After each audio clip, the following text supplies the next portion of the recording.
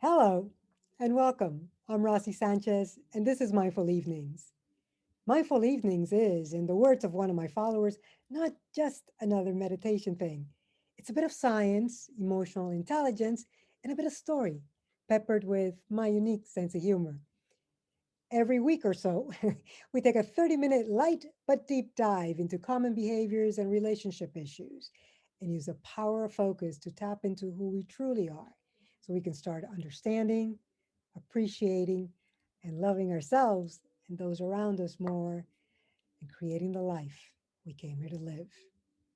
Thank you for being here tonight to uncover a bit more about triggers, not what you think they are, part of my relationship series. The sequence will be as follows. I'll tell you a few stories, introduce you to a mindfulness practice, and follow that with meditation. And finally, there will be open sharing if desired. To start, I want to invite you to get comfortable and relax. We're going to breathe.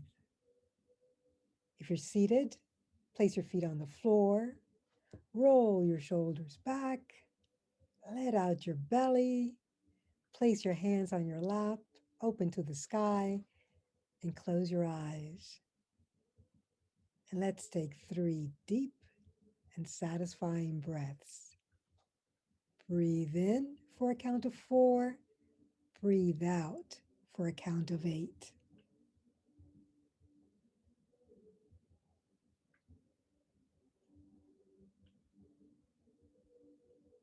Again,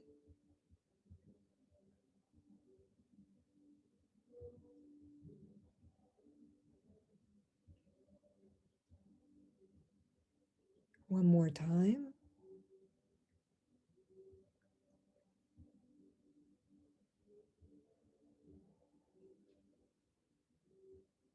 Nice. Now, let me ask you something. Do you have any triggers? What do you do about them? It's a loaded question.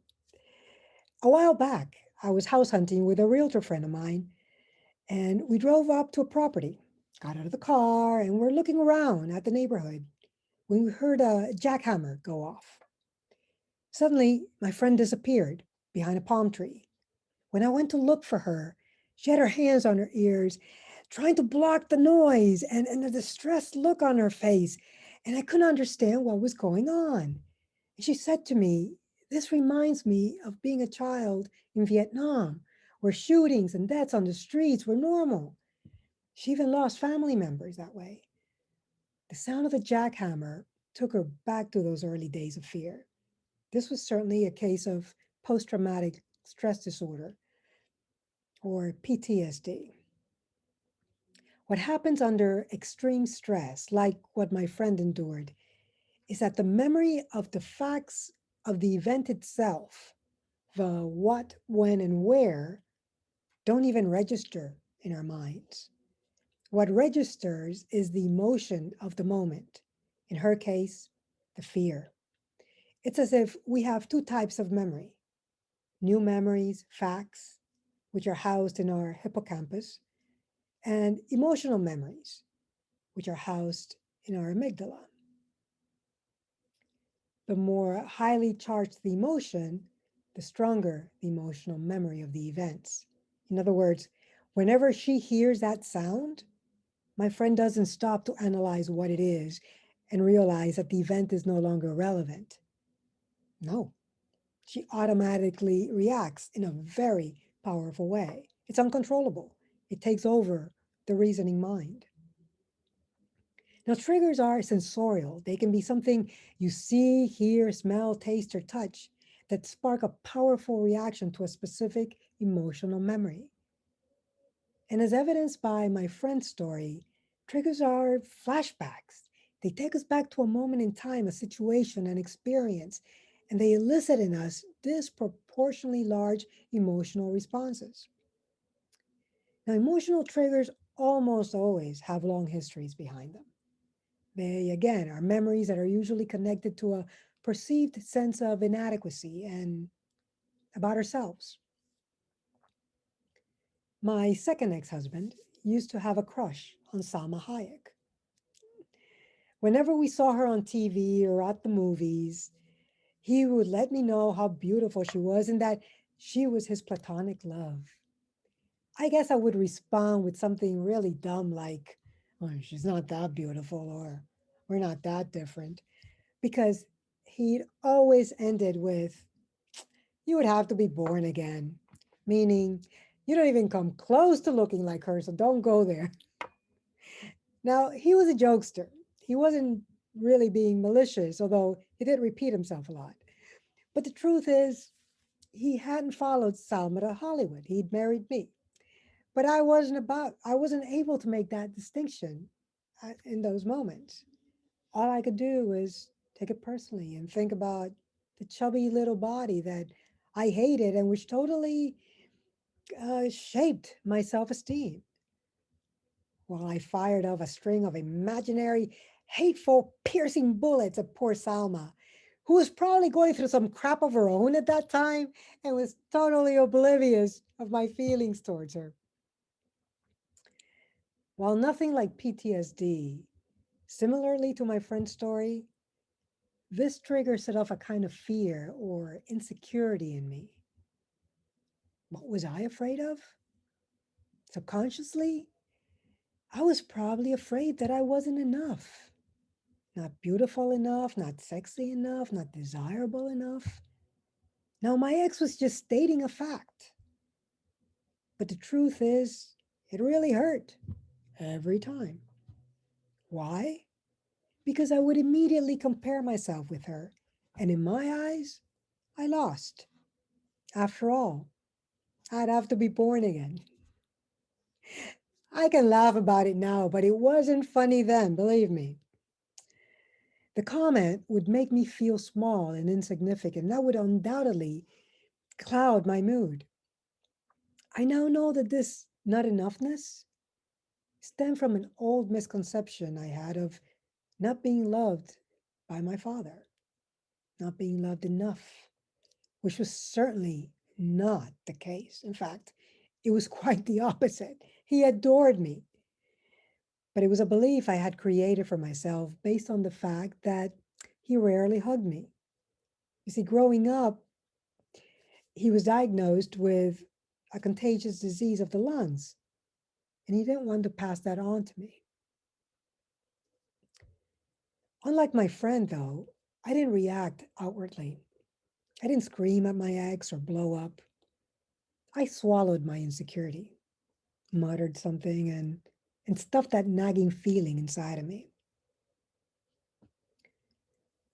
So whether we're triggered by fear of a spider, a song that takes us back to a specific event or person, or something someone says, triggers aren't rational. They're emotional. They're emotional memories. And emotions are sometimes hard to manage. When we're triggered, we knee jerk, we hurt, we feel less than, insecure, and we react that way, sometimes responding totally inappropriately. I remember that one day while working in Italy, the office manager started screaming bloody murder. I had the office next to her, so I went over to see what was happening. All she could do was point at the window. There was some kind of June bug or cicada that really set her off. I think it had gotten into her food once or something as when she was a child. But back then, I couldn't understand how something so small could be causing such a reaction in her. She could have killed that thing in no time. But instead, she was deathly afraid of it. So I proceeded to get up on a chair and chase the thing out the window without realizing that the window was totally open, no screen. It was pretty huge, and I almost flew out the second story from my momentum. Now that was scary. I recovered, the bug flew away, and the office manager went back to work. But until this day, I'm still leery about getting up on chairs. Just kidding. Now, triggers are very personal. So theoretically, other people don't set us off. unless, of course, it's the same person who caused the memory in the first place. But the words or actions of another can certainly cause us to relive those emotionally charged memories as if it were yesterday. So, because they're so personal, we're the only ones that can release them. You can ask someone to stop saying or doing whatever it is that triggers you, but that's not going to solve the problem, is it? The trigger, the emotional memory that comes up for you is inside of you. Now, there is a simple exercise that you can do when you're triggered. It's called SBNRR, or think of it as somebody needs rest and relaxation. The letters stand for stop, breathe, notice, reflect, and respond. And it works like this. The minute you sense the negative emotions of being triggered, stop. That is the most powerful thing you can do. Hold off reacting for just a moment, because this moment is sacred. In fact, it's called the sacred pause. If you do nothing else or remember nothing else from tonight, remember that. Next, you want to breathe. By taking deep breaths in and longer breaths out, you're activating the vagus nerve that helps to counterbalance the fight or flight response, which is what the trigger is a manifestation of. The vagus nerve essentially tells the heart, lungs, and digestive system to chill, relaxing your muscles, bringing down your blood pressure, heart rate, and even your cholesterol. The next step is to notice what's going on in your body. Do you feel any tingling, any sensations? Do you feel temperature change? Also notice what emotions are coming up for you.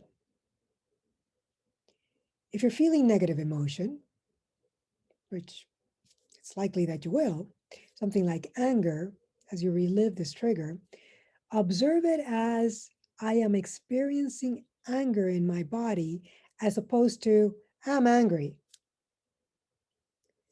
Why? Because one of the best ways to learn to manage your emotions is to separate from them and to experience them as a physiological occurrence. Because truthfully, you are not the source of anger. Anger is just a thought that's turned into an emotion in your body. So next, you want to reflect on where the emotions are coming from. What's attached to them? Is there history behind it? How far back does it go? Finally, you want to respond. But you want to think of ways to respond that could change the outcome to something positive, as opposed to your typical reaction. And observe how that feels and consider whether that's a more appropriate response from that moment on. And now that I've explained the concept of SBNRR, why don't we do a simulation exercise? So if you're seated, get comfortable, place your feet on the floor, roll your shoulders back, place your hands on your lap, palms facing to the sky, close your eyes and let your belly come out to play. And let's take 3 deep and satisfying breaths. Inhale for a count of 4 and exhale for a count of 8.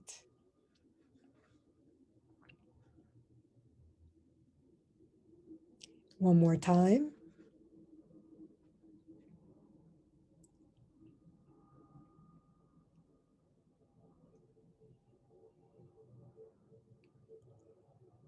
Take another deep breath in and an even longer breath out, relaxing your whole body.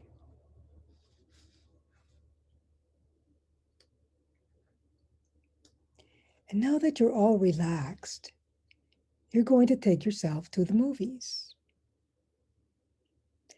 On the big screen in front of you, you're going to watch a short film, which you produced, directed, and star in. You've watched it before, but you're looking to edit it and perhaps give it a different ending. In your movie, you're going to recall a time when you were triggered. Think of something small that set you off. Think about what happened, what was said, if anything, and how that made you feel. So sit in that theater of your mind for a few uncomfortable seconds as you replay this movie.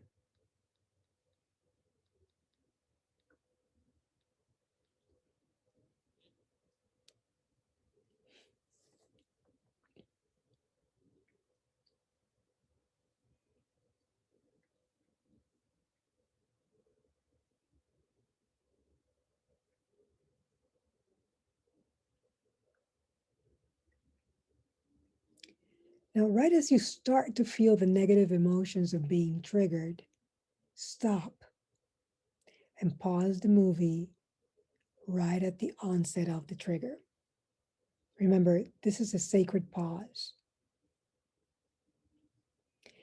This sacred pause is what's going to give you the freedom to assess the situation in a new way and perhaps respond differently from now on. The next thing you want to do is breathe. Take deep breaths in with longer breaths out. So you can activate the vagus nerve and slow down your heart, lungs, and relax your muscles. Do this for 1 minute.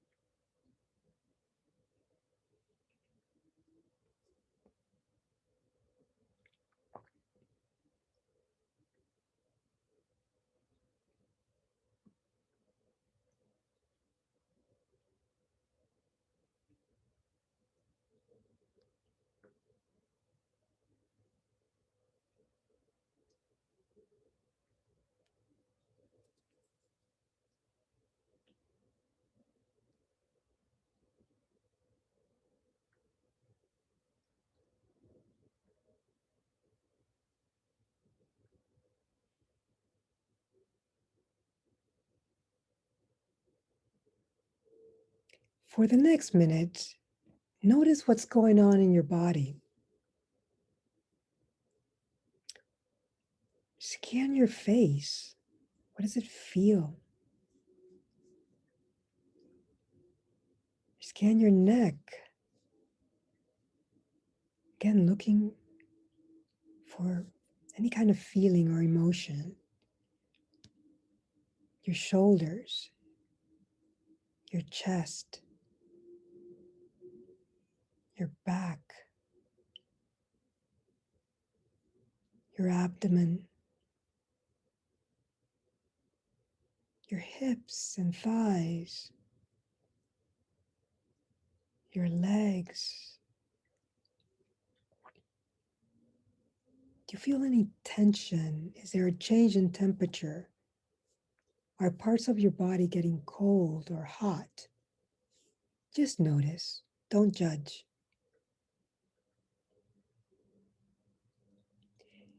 If you're feeling negative emotion, like anger, as you relive this trigger, Observe it as I am experiencing anger in my body. So you can remove yourself from the emotion.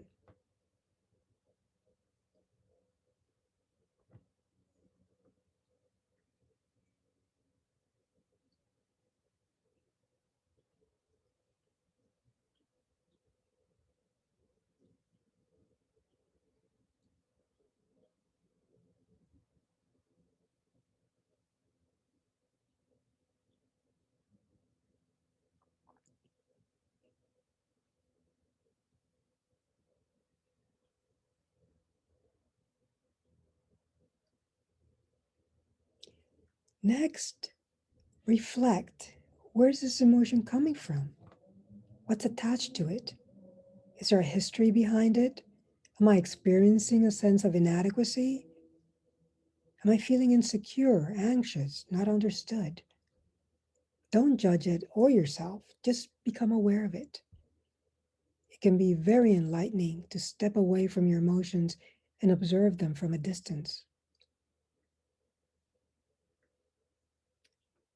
If this experience involved another person, put yourself inside the other person looking at you and see what you see. Again, don't judge yourself, just observe yourself.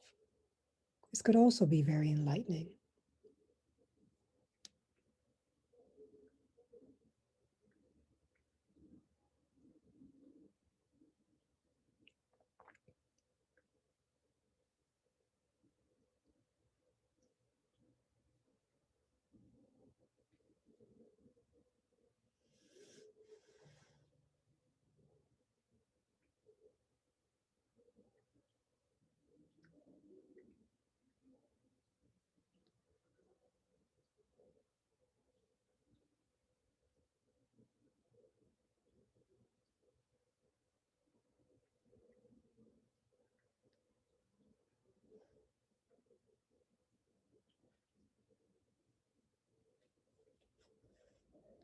Finally, with all the information you've gathered, respond. Think of ways you may react that could lead to a better outcome. Imagine the kindest, most positive response you can come up with. What does that look like? And more importantly, what does that feel like?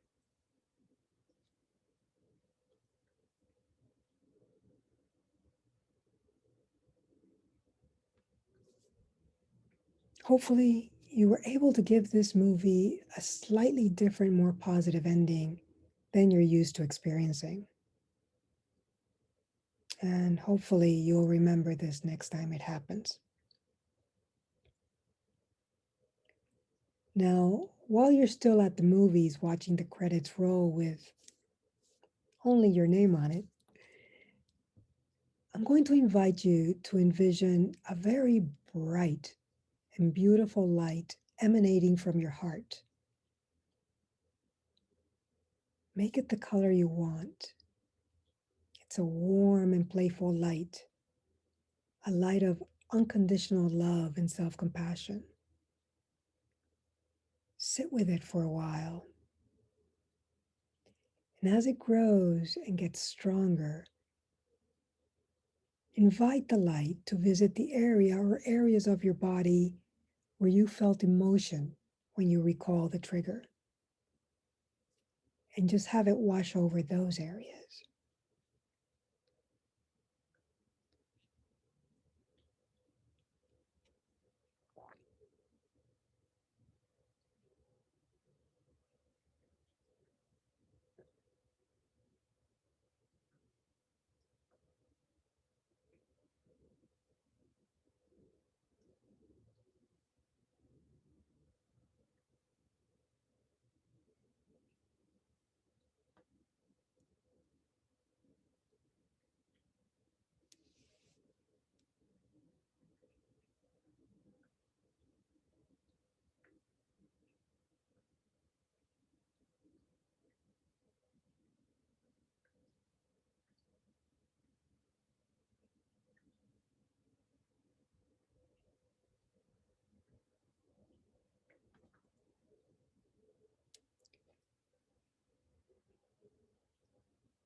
perhaps those emotions have started to melt away.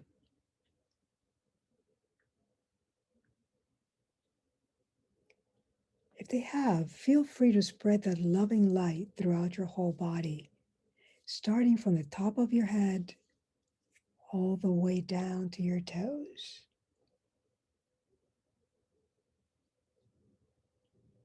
Do this for 3 minutes.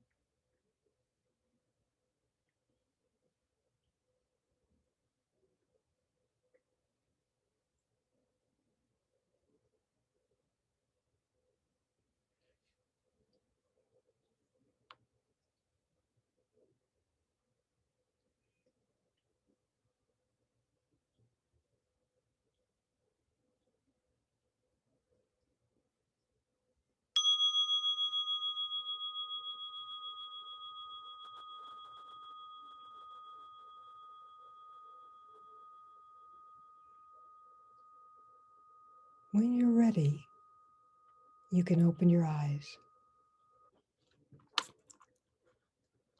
Okay, well, welcome back.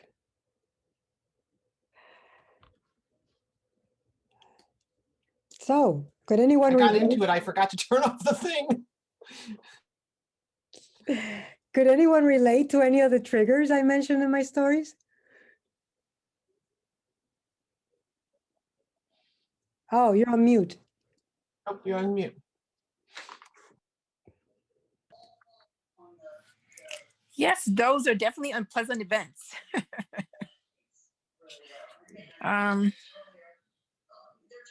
Something we definitely don't want to relive. And I guess times it kind of forces us to relive. Yeah, those are memories. And unless we work through them, they're going to be there forever. Memories are stubborn sometimes. I think it's funny for me. Triggers are all about relationships and men, and you know, of course, right? But even now, even after I've been married for 10 years, every now and again something comes up. Like I had a boyfriend who used to say to me, "What's up?"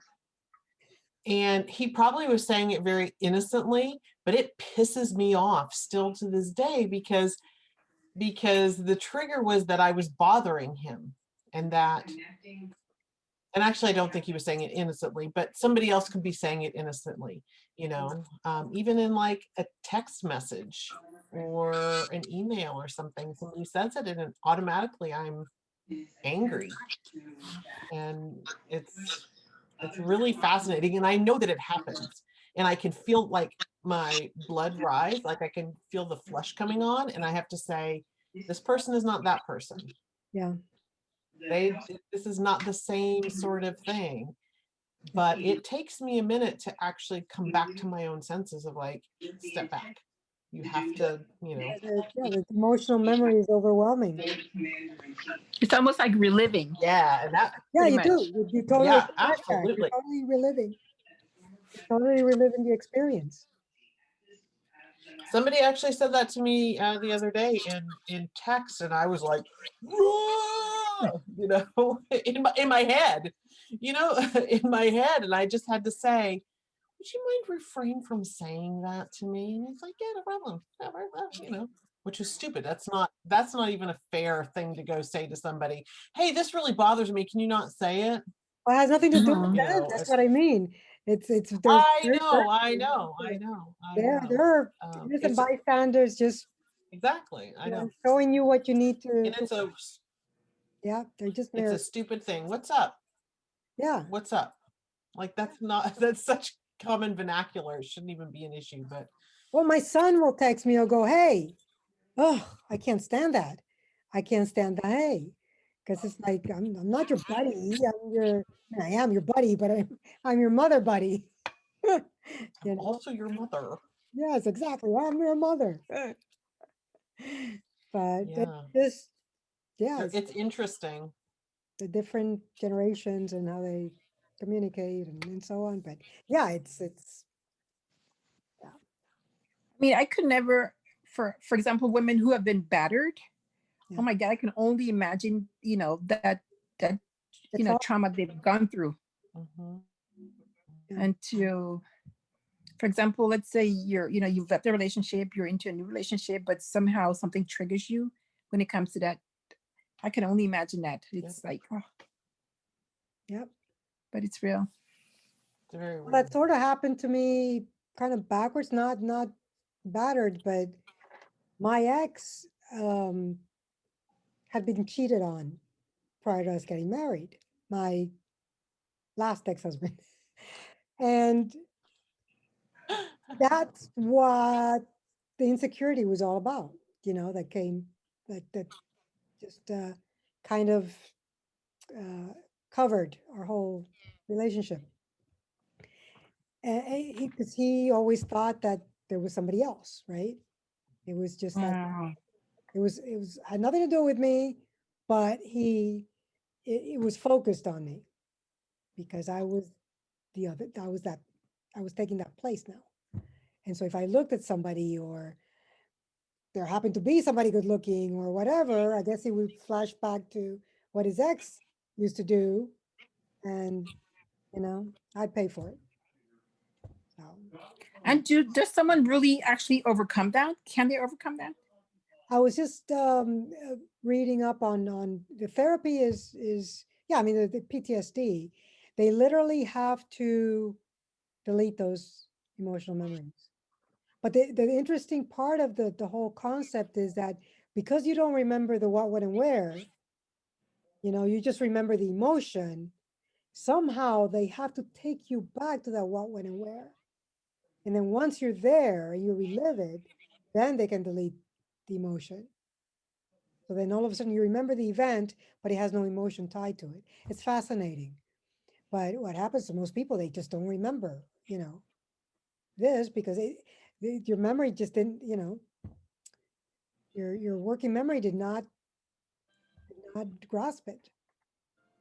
It's just really, really fascinating how we have two That's memories. interesting because Very interesting. so you have no way of linking it to it like intellectually to the person that it was, and you just have the memory of whatever that was, as opposed to intellectually being able to link it to a place and time and a person and a situation and whatever.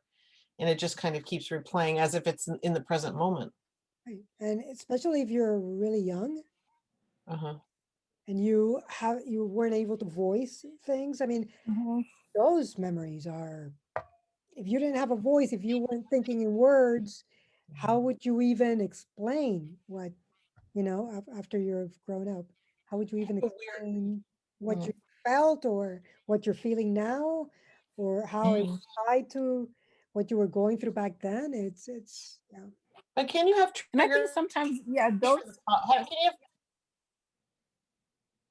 Can you have positive triggers though? Like, can you have things that trigger positively? I mean, I'm assuming you can. I have You can have things huge that, like, emotions. smell triggers Yeah, often you are. can have huge joyful emotions and they work kind of the same way. Of course, you don't, Mhm. you don't beat Yeah. somebody up for them. you know, you enjoy them. But yeah, of course. Yeah, it works. It works both ways. I have a really weird, gross one. When my father is a smoker, or was when I was younger, and I remember being really young and going, "What is that?" And I smelled this ashtray. I still smelled, I was young, I was little, and I smelled an ashtray, but every time I smell an ashtray, not cigarettes, when I spray, I think of my dad, Yeah. which is kind of gross. And as an adult, I don't walk around smelling ashtrays, but my Right whole life, there. like, if that just kind of like, Yeah. it was that, like, I think that smell memories are the ones that stick with you the longest. It's the So I guess most that's not really a trigger, it's primitive more of a part memory, of but the brain. That's really in our mammalian brain because if you think about it, how do animals survive, right? Because they have to smell their prey, they smell whether a food Yeah. is deteriorating or whether it's something that they can eat. So this is survival. This is really survival. So the smell is our strongest, most primitive yeah. sense. So it's very powerful. But don't go around smelling ashtrays. Don't ever do that. No. I don't, you don't know what, I must have been like 4. I was like, oh, what's this? Ew. I don't, I don't, The simplest things can become, I don't especially know. when Like, we're oh, little, we simplest blow things. things up, right? Because everything is so much bigger than we are, or or we imagine, because that's what we Mhm. do. We imagine, we make things just enormous, and then all of a sudden it's I remember growing up in Oh, Belize, and and that was back in the 70s. And during those years, the spouse would come to the state, meaning the husband would come to the States and leave the mom back there with the children. And I remember my mom or my family, my parents had this couple, and they both, the husband and my dad both came at the same time. But over time, the spouse would, write his wife letters, really abusive letters saying, I don't want you anymore, blah, blah, blah. And so this went on for some time. She would come to the house and, discuss with my mom. But of course, with kids, as kids, we couldn't really be in the same room. But I remember just the emotion that she would go through, crying all the time. And so I remember one day this child came to my mom's house, to our house, and say, come, my mom, she needs you. So we go to the house, and this woman, she had gotten a breakdown. She was crying, she was under the bed laughing, she was banging on the wall. What had happened over time, um, the husband wrote her a letter saying, I don't want you anymore, and just totally dumped his whole family. And she couldn't deal with the emotions of it.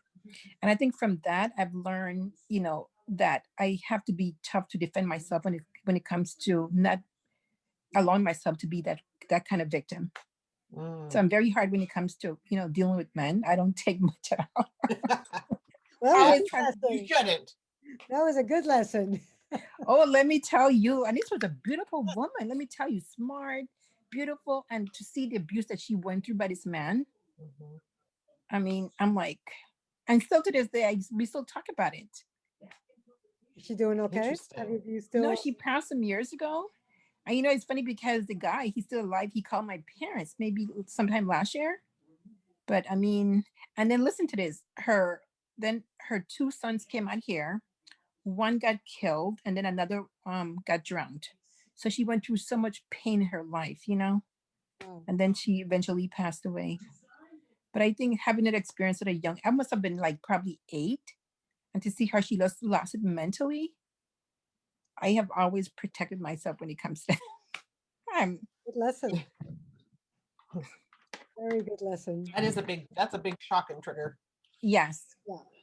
So That an imprint, yeah. Well, thank you for joining me tonight for the second program of the relationship series. I hope it's clarified a bit more what triggers are, where they come from, and what you can do to manage them as they arise. Next week, I'll be sharing why difficult conversations are difficult to have. In fact, difficult conversations are 3 conversations in one. I hope you'll come back. Join me for We Need to Talk. Bring your Thank you. parents, your partners, your friends, your children, anyone you have a relationship with. Because the topics, as you can see, they're not really related to couples. They're related to any relationship. They're really related to us because every relationship starts from within. I look forward to seeing you. Same time, same place. My dog's going crazy over there. Next Wednesday, February 17th, right here on Zoom for We Need to Talk. Thank you so much, Rossi. Thank you. I'm Rossi Sanchez, and this is Mindful Thank you, Evenings. Have a Rossi. great evening, both of you. Good Bye bye. night. Good night. Bye. Thank you. Good to see you, Charlene. Okay, see you next week. Bye bye.